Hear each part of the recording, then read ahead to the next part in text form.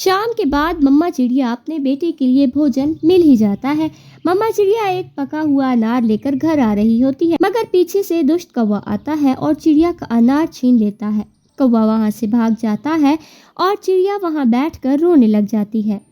दुष्ट कौवा, गवार कौवा, मुझे बहुत मुश्किल से ये अनार मिला था। रोती हुई चिड़िया कौवे के घर जाती है। गोरी गोरी, ये अनार छुपा दो, चिड़िया से छीन कर लाया हूँ। गोरी कौवी वो अनार लेकर अपने घोंसले के नीचे छुपा देती है। दरवाजे पर चिड़िया भी आ जाती है। गोरी गोरी गोरी कौवी, तेरा पति मेरे बेटे का भोजन छीन कर लाया है, मुझे मेरा लाल अनार वापस दो। चिड़िया, छोटी चिड़िया, शर्म करो, क्यों मेरे पति पर झूठा इल्जाम लगा रही हो?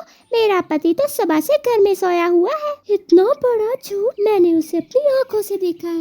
वो कालू कौवा ही था, उसी ने मेरा अनार छीन कर लाया है। अगर विश्वास नहीं होता तो घर के अंदर आकर देख लो। मुझे अनार मिलेगा और जरूर मिलेगा, और तुम हमेशा की तरह भूखे ही मरोगे। चिड़िया निराश होकर वहाँ से चली जाती है। कालू कालू, मैंने इस छोटी चिड़िया को भगा दिया। तो फिर निकालो बाहर लाल अनार, आज पार्टी करते हैं। चिड़िया रोते हुए वापस जा रही होती है कि उसे आवाज सुनाई देती है। चिड़िया चिड़िया, मेरी मदद करो, मेरी मदद करो चिड़िया।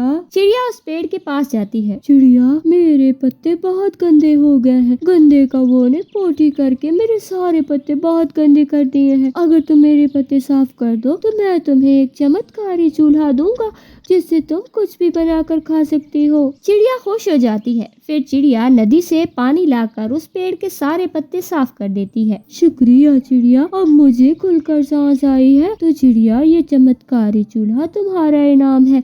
इस चमत्कारी चूल्हे पर जो भी खाली बर्तन रखोगी वो भोजन से भर जाएगा। बहुत बहुत धन्यवाद पेड़ चाचा, मेरी मदद करने के लिए। अब वो चिड़िया चमत्कारी चूल्हा लेकर घर चली जाती है। क्या हुआ मम्मा, आज भोजन नहीं मिला क्या? मिला था बेटे, मगर फिर वही दुष्ट कौवे छीन कर ले गए। मगर तुम फिक्र मत करो, ऊपर वाले ने हमें ये चमत्कारी चूल्हा दिया है। अब देखना इसका कमाल। दूसरे दिन चिड़िया तोते के पास जाती है। तोते भैया, आज तुम्हारे मेरे घर में दावत है, शाम को आ जाना। चिड़िया, तुमने दावत में क्या क्या बनाया? तोते भैया, सबको सबका मनपसंद भोजन मिलेगा। फिर चिड़िया कबूतर के पास जाती है। कबूतर कबूतर भैया, आज हमारे घर में तुम्हारी दावत है। ऐसे चिड़िया बुलबुल को भी दावत देती है। चलो तोते भैया, भोजन लेने के लिए मैं जा रही हूँ, तुम भी मेरे साथ आ जाओ। नहीं गोरी कभी, आज शाम को मेरी चिड़िया के यहाँ दावत है, मैं तो वहाँ जाकर देसी घी की चूरी खाऊंगा। तोता ऐसे बताकर वहाँ से चला जाता है। देसी घी की चूरी?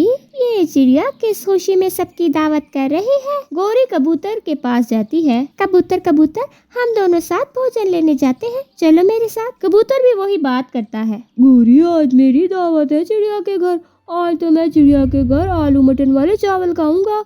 ये सुनकर गोरी कभी तो जैसे पागल हो जाती है। वो भागी भागी अपने घर जाती है। कालू कालू, उस छोटी चिड़िया ने सबकी दावत की है, सिर्फ हमें नहीं बुलाया। तो क्या हुआ, हम बिना बुलाए मेहमान ही बनकर चले जाते हैं।